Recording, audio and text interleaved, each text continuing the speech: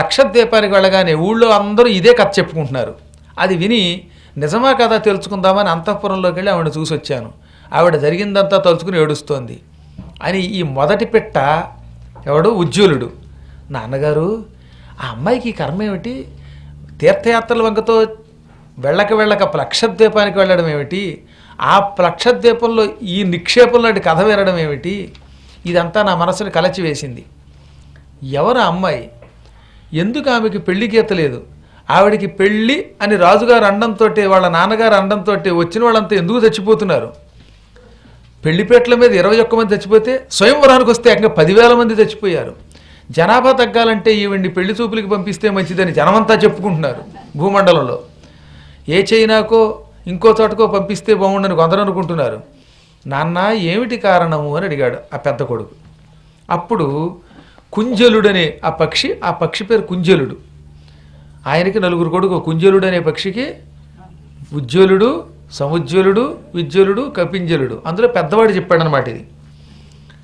అందుకని ఆ పెద్దవాడికేసి తిరిగి తండ్రి ఇలా చెప్పాడు, ఇప్పుడు చెబుతున్నాను విను, ఎంతటి వాడైనా తాను చేసిన కర్మఫలం అనుభవించక తప్పదు, అవశ్యం అనుభోక్తవ్యం కృతం కర్మ శుభాశుభం. మంచి అయినా చెడ్డైనా ప్రతి వ్యక్తి తాను చేసిన దాన్ని ఎప్పుడో ఒకప్పుడు అనుభవిస్తాడు. ఒక్కొక్కప్పుడు నవ్వుతూ చేస్తారు కొన్ని పనులు, ఏడుస్తూ అనుభవిస్తారు దాన్ని. తెలియక చేసిన అపచారాలన్నీ కూడా ఎప్పుడో ఒకప్పుడు పట్టుకుంటాయి. ఆ పట్టుకున్నప్పుడు అందులోంచి బయటపడలేక అయ్యో ఆ రోజుల్లో ఎందుకు ఈ పాపాలు చేశాము, చేయకుండా ఉంటే బాగుండు కదా అని పాతది తలుచుకొని వగచి కృషించిపోతాడు. అప్పుడు వెనక్కి వెళ్ళే అవకాశం ఉండదు. ఈ దివ్యాదేవికి కూడా పూర్వజన్మ కర్మ ఒకటి ఉన్నది. మున్ను కాశీపురం బున్న సువీరుండు నానొక వైశ్య జనుడుండెనుత్తముండు, వానికి చిత్రాభిధానంబు కలిగిన భార్య యొక్కరిత సంప్రాప్తమయ్యే.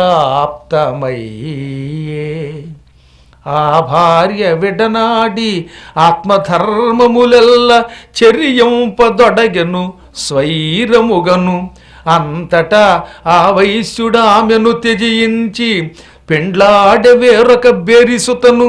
అప్పుడా చిత్ర తెగిల్చి అవని నెల్ల తిరుగుచును సాధువనితల దురితములకు జొనుపుచును జారులిచెడి ధనము గొనుచు పాడు చేసే అసంఖ్యాక భవనములను. పూర్వం కాశీపురంలో సువీరుడు అని ఒక గొప్ప వైశ్యోత్తముడు కోటీశ్వరుడు ఉన్నాడు. చాలా ఉత్తముడు. ఆయనకి దాన ధర్మాలంటే ఇష్టం, పురాణాలంటే ఇష్టం, వేదం అంటే ఇష్టం. అంత మంచివాడికి అదేం కర్మయోగమో చిత్ర అని పేరు కలిగిన ఒక పెళ్ళాం వచ్చింది. ఈయనేమో ధర్మాత్ముడు, ఈయనకి దానం ఇష్టం, పురాణ శ్రవణం ఇష్టం, వేదం అంటే ఇష్టం, నిత్యం పవిత్రంగా గడపడం ఇష్టం, ఏకపత్ని వ్రతత్వం అంటే ఇష్టం. కానీ ఈయన ఇంత మంచివాడైతే ఈయన కర్మ వల్ల ఒక దౌర్భాగ్యురాలైన భార్య వచ్చింది. చిత్ర అని ఆవిడ పేరు. స్వైరిణి, స్వేచ్ఛగా తిరగడానికి చిన్నప్పటి నుంచి అలవాటు పడిపోయింది. అందుకని పెళ్ళై ఇంటికి రాగానే బాగా డబ్బు ఉండేదిగా, ఈ డబ్బు ఉచ్చుకుని రోజు రాత్రి మొగుడికి మత్తుమందు పెట్టి ఇష్టం వచ్చినట్టుగా నీచుల యొక్క సహవాసానికి పోయేది. స్వైరిణిగా జార వృత్తితో తిరిగేది. రోజు రాత్రి కానీ ఎందుకు నిద్ర వస్తుందా అని ఒకరోజు అనుమానం వచ్చింది ఈ సువీరుడికి. రాత్రి భోంచేయగానే గాఢంగా నిద్రపోతున్నాను, మళ్ళీ పొద్దున్న దాకా లేవలేకపోతున్నాను, ఏనుగొచ్చి తొక్కినా మెలుకు రావడం లేదు, నాకు అంత నిద్ర ఎందుకు వస్తుంది, పెళ్ళయింది కానీ నా భార్య మొహం చూశారగను, ఏమిటి ఇది అని ఒకరోజు అనుమానం వచ్చింది. అందుకని భోజనానికి వస్తున్నాను సిద్ధం చెయ్యని భార్యకి చెప్పాడు. వాడికి ఎందుకు అనుమానం వచ్చిందనమాట. అందుకని భార్యని మరి కాసేపట్లో భోజనానికి వస్తున్నాను అన్నాడు రాత్రి. ఆ తర్వాత రహస్యంగా తెర వెనక నుంచి ఆవిడ ఏం చేస్తుందో చూశాడు.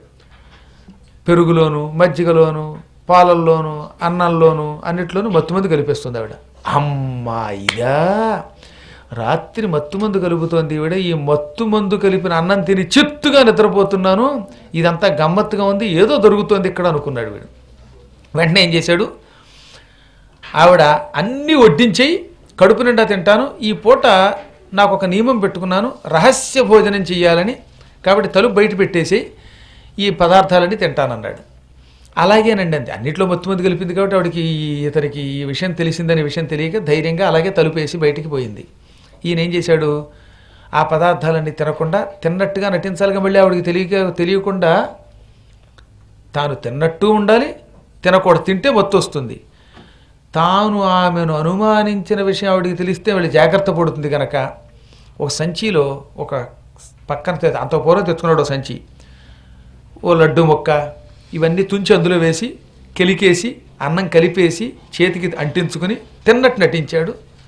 ఆ తర్వాత ఈ మూటంతా జాగ్రత్తగా బొడ్లో పెట్టుకున్నాడు. ఇప్పుడు చూసేవాడికి ఏమనిపిస్తుంది అనమాట, ఓ లడ్డూలో కొంచెం తిన్నట్టు, అందులో మొక్క నిజానికి ఈయన మూట కట్టాడు. అలాగే అన్నం తిన్నట్టు కొద్దిగా అందులో కాస్త వేసుకున్నాడు. చేతికేమో పెరుగు రాసుకుని అన్నం మొత్తం కలిపాడు. ఆ తర్వాత తలుపు తీశాడు.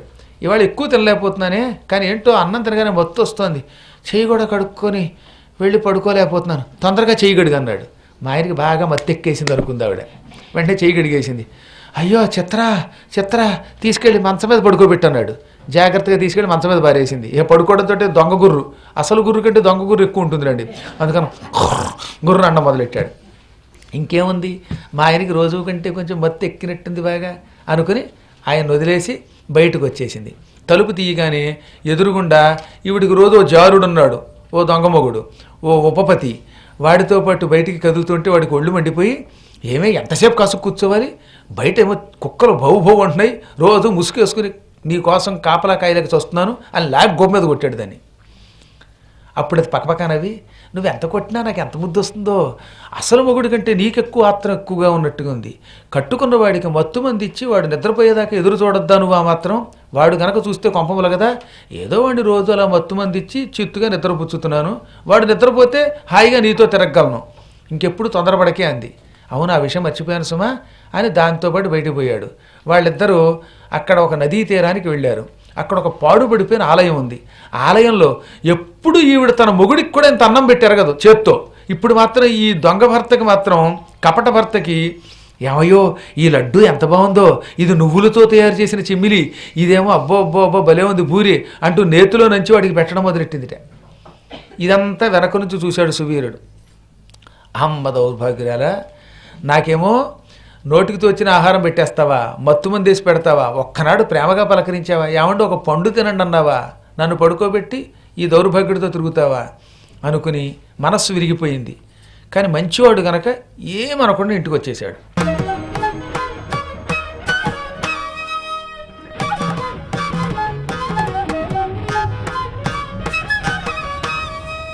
ఇంటికి రాగానే తలుపు వేసుకు కూర్చున్నాడు. రోజు ఈవిడేం చేసేది, తలుపు తీసి బయటికి పోయి మళ్ళీ లోపలికి వచ్చేది.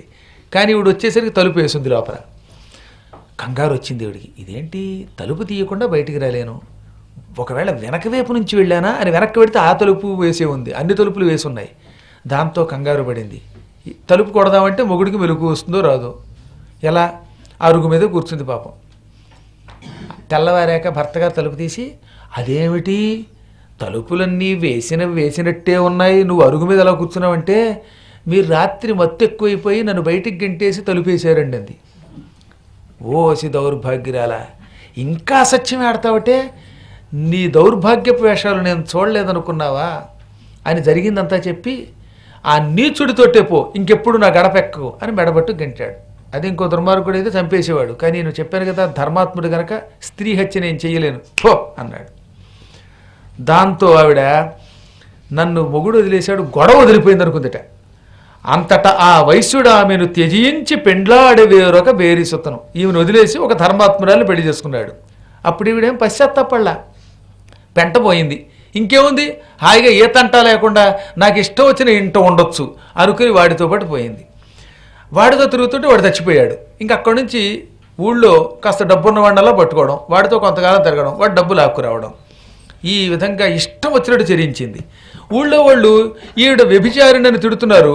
అందుకని ఏం చేసేదిట, అందరిళ్ళకి మధ్యాహ్నం పూట భర్తలు లేనప్పుడు వెళ్ళడం, వ్యభిచారంలో ఉన్న గొప్ప విశేషాలు, అందులో డబ్బు సంపాదించడం, సౌఖ్యం గురించి బాగా రెచ్చగొట్టి చెప్పి అందరినీ ఊళ్ళో వాళ్ళు పాడు చేయడం మొదలెట్టింది.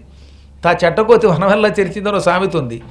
అసలు మీకు రహస్యం చెప్పనా, వ్యసన పొరులతో ఎందుకు తిరగద్దన్నారో తెలుసా? వ్యసనేన న విహాయతు, ఎప్పుడు వ్యసన పడుతూ ఎందుకు తిరగకూడదు? రోజు తాగేవాడు ఏం చేస్తాడంటే వాడికి పక్కన కంపెనీ కావాలి, అందుకని ఏమండాయి పర్వాలేదు కశ్యప్ గారు ఓ చొక్కు పుచ్చుకుంటే స్వర్గానికి వెళ్ళినట్టు ఉంటుందండి అంటాడు. అందుకే వీడు కూడా కాస్త తనకి స్నేహితుడు అవుతాడు కనుక తాను ఎలాగో పాడయ్యాడు వీడు పాడవ్వాలి. పాడు కాకుండా ఉంటే ఎంత బాధ వచ్చేస్తుందో.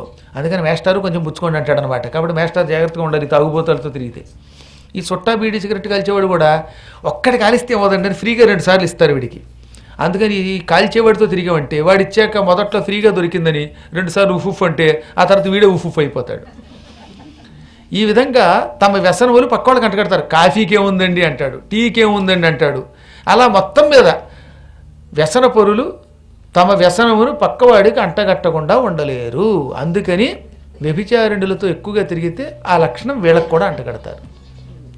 ఈవిడ ఊళ్ళో అసంఖ్యాక స్త్రీలని సాధువనితల్ని పాడు చేసింది. ఎన్ని కుటుంబాలు కోల్చిందో తెలియదు. కలహములు పెట్టి పతి పత్నులకును పితృపుత్రులకును దోషం బనుతున్ తలపక అనేక కంఠంబులు బలివెట్టించిన భూదేవతకున్. ఎవరైనా భార్యాభర్తలు కలిసి అన్యోన్యంగా ఉంటే ఆ ఇద్దరి మధ్యలో చిచ్చు పెట్టేదాకా ఊరుకునేది కదట. మొగుడి దగ్గరికి వెళ్ళడం, నువ్వు లేనప్పుడు మీ ఆవిడ ఎవరితోటో తిరుగుతోందని చెప్పేది. వీడికి అనుమానం. ఆ తర్వాత మళ్ళీ ఆవిడ దగ్గరికి వెళ్ళి మీ ఆయన స్కూటర్ మీద ఎక్కించుకుని గోదావరి తీరంలో సురాభాండేశ్వరి దగ్గరికి తీసుకెళ్ళటంలా వేరే ఇంకో చోటికి తీసుకుపోతాడు ఎవరినో అని చెప్పడం. దాంతో ఈ భార్యకి భర్త మీద అనుమానం. ఈ విధంగా భార్య మీద భర్తకి, భర్త మీద భార్యకి లేనిపోనివి చెప్పి ఇద్దరికి మధ్యలో చిచ్చు పెట్టి తగాదా పెట్టి వీళ్ళు విడిపోయేలా చేసేది. మళ్ళీ వీళ్ళని వ్యసనాల పాలు చేసేది. తండ్రి కొడుకు కలిసి ఉంటే ఈ ఇద్దరికి తగాదా పెట్టి వాళ్ళు విడిపోయి ఆస్తులు పంచుకునేలా చేసేది. అన్నదమ్ములు కలిసి ఉంటే వాళ్ళ మధ్యలో తగాదా పెట్టి వాళ్ళు కొట్టుకు చచ్చిపోయేదాకా చేసేది. ఈ విధంగా దోషమని లెక్క చేయకుండా ఎన్నో కుటుంబాలు కూల్చింది. అన్నదమ్ముల్ని, తల్లిదండ్రుల్ని, భార్యాభర్తల్ని ఇలా విడదీసి పాడు చేసింది ఈ దుర్మార్గురాలు. అలా ఎంతోమందిని చంపి చచ్చింది చివరికి. అట్లు కొంతకాలమరుగుటయును ఆపే కర్మ ఫలము కుడుపగలిగినట్టి కాలమరుగుదేరా కాలధర్మమునుంది దిక్కులేని చోట ఒక్కనాడు. ఇలా చాలా కాలం గడిచింది. క్రమంగా చేసిన పాపాలకి ఒళ్ళంతా రోగాలు పట్టుకోగా భయంకర రోగాలతో తీసుకుని ఎక్కడ మంచినీళ్లు పోసే దిక్కులేని చోట, మాట వరసకు కూడా ఎవడో పలకరించేవాడు లేని చోట, ఆహారం నిద్ర సక్రమంగా లేని చోట, మనిషి అన్నవాడు లేని చోట చచ్చిపోయించేవారికి కాలధర్మాన్ని పొందింది. అందుకే ఏమన్నాడు, దిక్కులేని చోట ఒక్కనాడు. దిక్కులేని చోట చచ్చిపోయింది. మనం ఎలా చచ్చామో అదే మన గొప్పతనాన్ని తెలియజేస్తుంది. గుర్తుపెట్టుకోండి. ఒక్కొక్కటి చచ్చిపోతే ఎక్కడెక్కడ వాళ్ళు వాలిపోతారు. ఒక్కొక్కటి చచ్చిపోతే దిక్కులేని శవం అయిపోతుంది. వీడి కర్మ ఇదే. అందువల్ల సాధ్యమైనంత వరకు ధర్మ మార్గాన్ని విడిచిపెట్టకుండా ఉంటే అప్పుడు మనకి శరీరం విడిచిపెట్టాక సంస్కారములు బాగా జరుగుతాయి. చవగానే ఆవిడ శవం కుళ్ళిపోయి నక్కలకి కుక్కలకి ఆహారం అయిపోయింది. అప్పుడు ఆవిడ ఆత్మని తీసుకుపోవడానికి యమభటులు వచ్చారు. భయంకరాకారులు, నల్లని శరీరముతో ఉన్నవారు, ఎంతంత మిడిగుట్లతో ఉన్నవాళ్ళు, చేతిలో పాశములు ధరించిన వాళ్ళు, ముద్గరములు ధరించిన వారు, క్రూరులు, ముగ్గురు యమకింకరులు పళ్ళు పటపట కొరుకుతూ, ఓసి నీచ స్త్రీ, నీవు బతికున్నంతకాలం ఎంతోమందిని పాడు చేశావు, నీ ఆత్మని ఇప్పుడే యమలోకానికి పట్టుకుపోతున్నావు అని తిడుతూ కొడుతూ ఒక నల్లని యాతనా శరీరాన్ని తీసుకొచ్చి ఈ ప్రాణాన్ని ఆ యాతనా శరీరంలో పెట్టారు.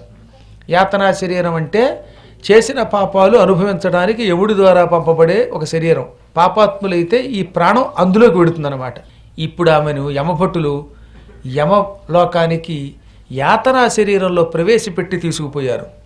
కుంతములతో ఓడబొడుచుచు గొంతుకకు బిగించి త్రాళ్ళుగుని ఈడుచుచు ఈటలతో పొడిచారు.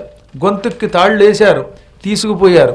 అప్పుడు యముడు ఈ పాపాలన్నీ పరికించి బాగా పరిశీలించి తెలుసుకుని ఆవిడికి రకరకాల శిక్షలు వేశాడు. అప్పుడు యముడు అగ్నికుండంబులందు నిలిపి ఖండంబులుగోసి కాలదండ ఘాతముల పాలు చేసి ఆ కలుషవతిని ఘోర నరకాంబు నిధిలో కూలద్రోచే. అప్పుడు యముడు కొంతకాలం అగ్నికొండంలో కాల్చాడు, కొంతకాలం కత్తులతో ఆవిడ శరీరాన్ని ముక్కల ముక్కల కింద కొట్టించాడు, అసిపత్ర వనంలో వేసి ఊడిపించాడు, ఇంకా రకరకాల శిక్షలకు గురి చేశాడు. ఎన్నో వేల సంవత్సరముల పాటు నరకములలో శిక్షలు అనుభవించి అనుభవించి నానా వ్యధలు పొంది పొంది కురుంది మ్రంది చివరికి భూలోకంలో జన్మెత్తింది. పూర్వజన్మ కర్మ ఎవరో తప్పించగలడు? కుక్కలుగా చండాలురుగా నీచులుగా పుట్టి పుట్టి పుట్టి చిట్ట చివరికి ఇప్పుడు దివోదాసు గారికి కూతురై పుట్టింది. ఇప్పుడు ఆ దివోదాసు కూతురు ఎవరన్నమాట? ఆ జన్మలో చిత్ర. ఆవిడ ఏం చేసింది? 21 మంది మహాపురుషుల్ని తన వల్లో వేసుకుని వాళ్లతో సుఖాలు అనుభవించి వాళ్ళని చంపిందిట పూర్వం. ఆవిడ చేతిలో 21 మంది చచ్చారు భార్యలను విడిచిపెట్టొచ్చి. ఆ 21 మంది ఇప్పుడు వరుళ్ళుగా పుట్టి ఆనాడు ఆవిడ చేతిలో చచ్చారు, ఈనాడు పెళ్లికి ముందు చచ్చారు. ఆ 21 మంది వాళ్ళు. ఇంక 10,000 మంది యుద్ధానికి వచ్చారే, వీళ్ళందరూ ఇతని మాయలో పడి, ఆ రోజుల్లో చిత్ర మాయలో పడి పెళ్ళాలను కొట్టిన వాళ్ళు, ఇంకో పాపాలు చేసిన వాళ్ళు కూడా ఇక్కడ అందుకే కలహానికి వచ్చి అంతఃపురానికి వచ్చి చచ్చారు. స్వయంవరానికి వచ్చి వాళ్ళలో వాళ్ళు కొట్టుకు చచ్చిపోయిన 10,000 మంది కూడా ఈవిడ పాపాల్లో పాలు పంచుకున్నవాళ్ళు. 21 మంది భార్యల్ని హింసించి ఈమెను పెళ్లి చేసుకోవడానికి వెంటబడి ఈమె భోగాలు అనుభవించి చివరికి ఆవిడ వల్ల చచ్చిన వాళ్ళు. ఇప్పుడు ఆ శిక్షలు మళ్ళీ అనుభవించారు. ఆవిడకేమో నరకం చూపించారు. ఆమె వల్ల సంసారాలు పాడు చేసుకుని పాపాలు చేసిన 10,000 మంది స్వయంవరానికి వచ్చి కొట్టుకు చచ్చిపోయారు. ఇది ఆవిడ కథ.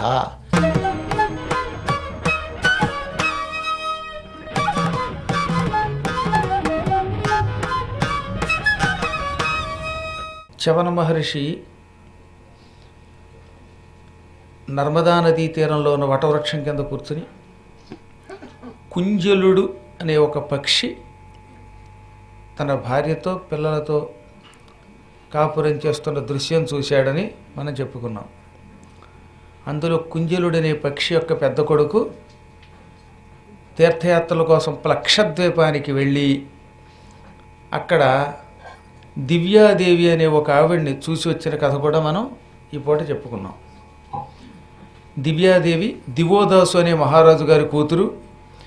ఆమెకి ఎన్ని సంబంధాలు చూసినా సరిగ్గా పీటల మీద భర్తలు చచ్చిపోవడం మొదలుపెట్టారు.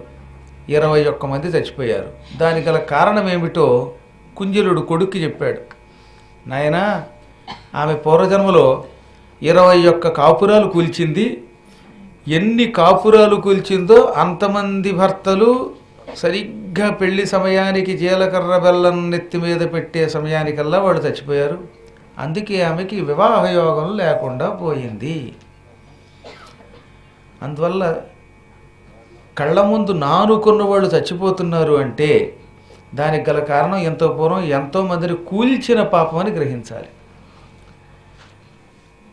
అందువల్ల అనుక్షణము ఇతరులకు సాధ్యమైనంత వరకు ద్రోహం చేయకుండా ఉండడమే పెద్ద పుణ్యం. పుణ్యం అంటే గొప్ప గొప్ప దానాలు చేయలేకపోవచ్చు, పురాణాలు వినలేకపోవచ్చు, ఇతిహాసాలు వినకపోవచ్చు, కానీ ఇతరులకు ద్రోహం చేయకుండా ఉండడం గొప్ప పుణ్యం. సాధ్యమైనంత వరకు పరోపకారం చేద్దాం, అది ఎలాగో పుణ్యమే. ఒక్కొక్కప్పుడు పరోపకారం చేయలేకపోతే అపకారం చేయకుండా ఉండడం కూడా అది గొప్ప పుణ్యమే. ఇతరుల కొంపలు కోల్చడం కంటే కొంప కట్టించి దానం చేయలేకపోవడం కూడా ద్రోహం కాదు అని. 21 కాపురములు కూల్చిన పాపం వల్ల 21 మంది పెళ్లి కొడుకులు పెళ్లిపేట్ల మీద చచ్చిపోయారని చెప్పావు, బాగానే ఉంది. ఎంతోమందికి చేసిన ద్రోహం వల్ల 10,000 మంది రాజకుమారులు యుద్ధరంగంలో చచ్చిపోయారు. కానీ ఏమి చేయడం వల్ల దివోదాసు వంటి మహారాజు గారి కూతురిగా పుట్టింది? అది కూడా ఆలోచించాల్సిందేగా. దివోదాసు లాంటి ఒక పుణ్యాత్ముడికి, బలవంతుడికి, సకల సంపదలు ఉన్న రాజుగారికి కూతురిగా పుట్టిందంటే ఏదో సుకృతం ఉండాలి. ఒక గొప్ప వంశంలో పుట్టి పాపాలు చేస్తున్నారంటే పాపపు అవసరంలో పాపం చేశారు. అసలు ఆ వంశంలో పుట్టాలంటే ఎంతో కొంత పుణ్యం ఉండాలి కదా. ఆ పుణ్యం ఏమిటి? ఆమె పూర్వజన్మలో ఏ పుణ్యం చేసి దివోదాసునకున్ జనియించినదియో సొతయై చెప్పుమా. దివోదాసుడికి కూతురు ఎలా పుట్టిందో ఒక అనుమానం వచ్చింది. ఈ అనుమానం సహజంగా మనకు కూడా రావాలి, కాకపోతే మనకి రాదు. ఎందుకనంటే మనం తన్మయత్వంతో ఉంటాం కనుక. కానీ ఆయన చిన్మయత్వంతో ఉండడం వల్ల అనుమానం వచ్చిందనమాట. మనం ప్రారంభంలోనే చెప్పుకున్నాం కదా, దివోదాస్ ఆ రోజుల్లో ఉన్న రాజుల్లో కల్లా చాలా బలవంతుడు, ధనవంతుడు, ధర్మాత్ముడు కూడా. అంతటి ఉత్తముడికి ఈవిడ కూతురిగా పుట్టి కొంతైనా భోగాలు అనుభవిస్తోందంటే ఏదో ఒక పెళ్లి యోగం తప్ప తక్కినవన్నీ ఉన్నాయంటే ఎక్కడో ఒక సుకృతం ఉండాలి. ఏమిటి ఆ సుకృతం అనగా, ఆయన వెంటనే కళ్ళు మూసుకుని మంచి ప్రశ్న వేశావురా, ఇంతకు పూర్వం ఆ కాశీలో సువీరుడనేవాడికి భారీగా ఉన్న రోజుల్లో ఎంతోమందికి ద్రోహం చేసిందని చెప్పానే, ఆ రోజుల్లో ఆవిడ తెలియకుండానే ఒక గొప్ప పుణ్యం చేసింది. ఒక రోజున ఆవిడ ఈ వ్యభిచారాదుల కోసం అరణ్యంలో తిరుగుతూ ఉండగా ఒక సిద్ధపురుషుడు తీర్థయాత్రలు చేస్తూ చేస్తూ ఆవిడ ఉంటున్న ఒక గుడిసె దగ్గరకు వచ్చాడు. ఆ రోజు అతను బాగా అలసిపోయాడు. నేను వారణాసికి తీర్థయాత్రకి వెడుతున్నాను, ఇక్కడ ఎవరైనా పుణ్యాత్ములు ఈ రాత్రి పడుకోవడానికి నాకు మకాం ఇవ్వగలరా, ఇన్ని మంచినీళ్ళు పళ్ళు పెట్టగలరా అని అడిగాడు. ఈమె నిజానికి చెప్పాను అంత పూర్వం చాలా పాపాలు చేసిన దుర్మార్గురాలే, కానీ తన ఇంటి ముందు నుంచి తీర్థయాత్రకి వెడుతున్న సిద్ధపురుషుణ్ణి చూడగానే ఏదో తెలియని ఒక భక్తి ఏర్పడింది. ఆ మహాత్ముని ముఖంలో తేజస్సు ఉంది. ఆయన అలిసిపోయాడు నిజానికి, బాగా నడచి నడచి అలిసిపోయి నిద్రకి సిద్ధంగా ఉన్న ఆయన ముఖంలో కూడా తేజస్సు చూసిందంటే మహాత్ములలో ఉన్నటువంటి తపశ్శక్తి అది. పైకి ముఖమంతా పీక్కుపోయినట్టున్న లోపల బ్రహ్మ తేజస్సు కనపడుతుంది. కొంతమంది చచ్చిపోతారా, చచ్చిపోయిన వాడిలో తేజస్సు ఉంటుంది. కారణం అతడు తపశ్శక్తి కలిగినవాడు. ఒక్కొక్కడు ఎంత అలంకరించుకున్నా ఎంత అందంగా ఉంటాడో ఉత్తప్పుడు చూడడానికి, అయినా ఆ ముఖంలో ప్రేతకళ తప్పేం ఉండదు. కారణం తపశ్శక్తి లేకపోవడం. తపశ్శక్తి ఉన్నవాడు నల్లగా ఉన్న, బక్క చిక్కిపోయి ఉన్న, ఆభరణాలు లేకపోయినా, ప్రాణాపాయ స్థితిలో ఉన్న ముఖంలో వర్చస్సు మాత్రం బయటకు వస్తుంది, తొంగి చూస్తుంది. సిద్ధపురుషుడు ఏకధాటిగా భూమండలమంతా కాలినడకన తిరుగుతూ తీర్థయాత్రలకి వచ్చిన వాడైనా, అలసట అతని ముఖంలో ఉన్నా, బాగా చెమట పట్టి ఉన్నవాడైనా, తిండి లేక మాడిపోతున్నవాడైనా అతని ముఖంలో ఒక కాంతి ఈమెకి కనపడింది. చిత్తరన్నావిడికి వెంటనే ఏం చేసింది, ఈ ఒక్కపూటికి నేను పరపురుషుడితో తిరగకపోతే నాకు కొంపే ములుగుతుంది, ఈ పుణ్యాత్ముడికి ఇల్లు ఇద్దాం అనుకుంది. వెంటనే తను బయటకు వచ్చి రండి స్వామి రండి అని తన గుడిసెలోకి తీసుకెళ్ళి ఆయనకి తాగడానికి మంచినీళ్ళు ఇచ్చి, అంత పూర్వం ఎవడో ఆవిడ కోసం అరటిపళ్ళు తీసుకొచ్చాడు, ఆ అరటిపళ్ళు మొదలైనవి ఆయనకి పెట్టింది. ఆయన శుభ్రంగా పళ్ళు తిని హాయిగా మంచినీళ్ళు తాగి ఆ గుడిసెలో పడుకున్నాడు. అంటే ఒక్కరోజు ఈ సిద్ధుడికి తన ఇల్లు ఇచ్చి ఆ ఒక్కరోజు వ్యభిచారం చేయలేదు, ఆ ఒక్కరోజు తాను తిండి తినలేదు, గుడిసె బయటే కూర్చుంది. ఆవిడ జీవితంలో ఎప్పుడు అలాంటి పుణ్యాలు చేయలేదు ఇంతకు పూర్వం. ఆ రోజు ఆవిడకి ఆ యోగం పట్టింది. ఎక్కడో కొన్ని పూర్వజన్మ వాసనలు ఉంటాయి, ఆ వాసన ఏదో ఆమెను పట్టుకున్నది. ఆ వాసన వల్ల ఒక్క పుణ్యాత్ముడికి ఒక్క రాత్రి తన ఇంట మకామిచ్చి ఇంత ఆహారం పెట్టిన పుణ్యం ఉందే, ఆ పుణ్యం ప్రాణాపాయ స్థితిలో ఆవిడని రక్షించింది. జీవితం అంతా పాపాలు చేసినా ఇదొక్కటే పుణ్యం. అందులోనూ ఎవరికి పెట్టింది అన్నం ఆ పళ్ళు, కాశీయాత్రకు వెడుతున్నవాడికి. యాత్రలన్నిటిలోకి వారణాసి యాత్ర మరింత పవిత్రం. వారణాసికి వెడుతున్న ఒకానొక సిద్ధపురుషుడికి పెట్టిన ఆహారం, అతనికి విశ్రాంతి కోసం ఇల్లిచ్చిన పుణ్యం, అతనికి దాహం తీర్చడం కోసం పోసిన మంచినీరు, ఈమెకి ఈ జన్మలో పాతపాపాలన్నీ పోయాక దివోదాసు మహారాజు గారి ఇంటిలో కూతురిగా పుట్టించాయి. ఆ పుణ్యమే ఆమెని కూతురిగా పుట్టనిచ్చింది. ఇప్పుడు ఏమైంది, పెళ్ళంటే లేదు, దుఃఖం ఉంది, కానీ మహారాజు కూతురు కాబట్టి బ్రహ్మాండమైన భవంతిలో ఉంది, భోజనాలు బాగున్నాయి, దాసదాసీ జనం ఉన్నారు. అందుకే ఏం చేయాలి గుర్తుపెట్టుకోండి, ఎప్పుడైనా మీ ఊరు ఎవరైనా వస్తే వారికి ఒక్కరోజైనా మకాం ఇవ్వండి. ఏది తీర్థయాత్రలకో పురాణం వినడానికో వస్తే, పిచ్చి పనులకు వస్తే ఎలాగో ఏమో.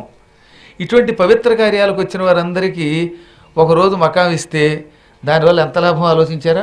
అటువంటిది 5 రోజులు ఇస్తే, లేక నవాహన దీక్షతో ఉన్నప్పుడు 9 రోజులు ఇస్తే, అసలు సంవత్సరం పొడుగుతో మకాం ఇస్తే ఇక అది మహాయోగం.